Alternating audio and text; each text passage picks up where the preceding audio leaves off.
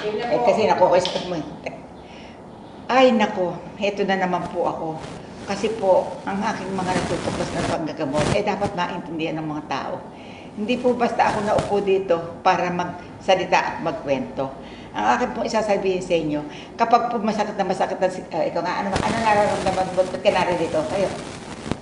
Sumasakit po ang aking tagiliran, masakit ang aking likod, may pangangati pa sa aking likod, at ibang bahagi ng aking katawan, ng aking kumpaa ay manhid at parang ako'y nakatungtong sa tubig.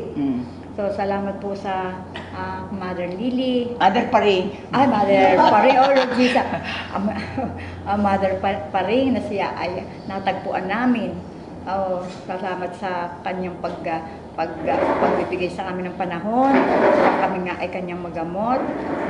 Maipakita niya sa amin ang kahalagahan ng pananampalataya sa Panginoon na sa pamamagitan niya at sa pamamagitan ng Mother Paring. Tayo pong lahat na mga may sakit na taos dito sa mundo ay tanging sa Diyos lamang tayo umaasa. Sa Diyos tayo nagbibigay ng pagpapugay.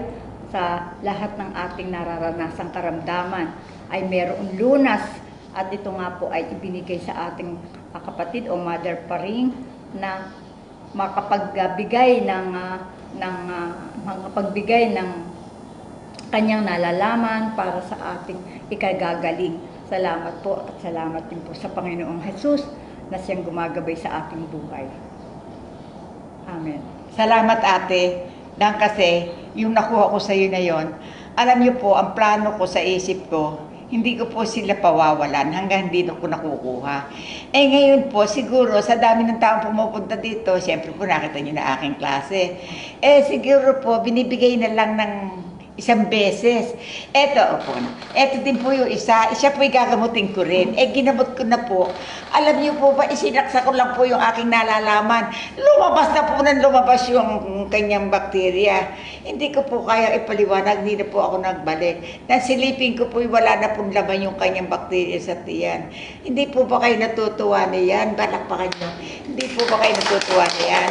Na yung dalawang pupunta dito, 2 beses, nakaplano, nababalik. Siyempre, may pag-aksaya na pa. Isipin niyo po, isa lang ibinigay na.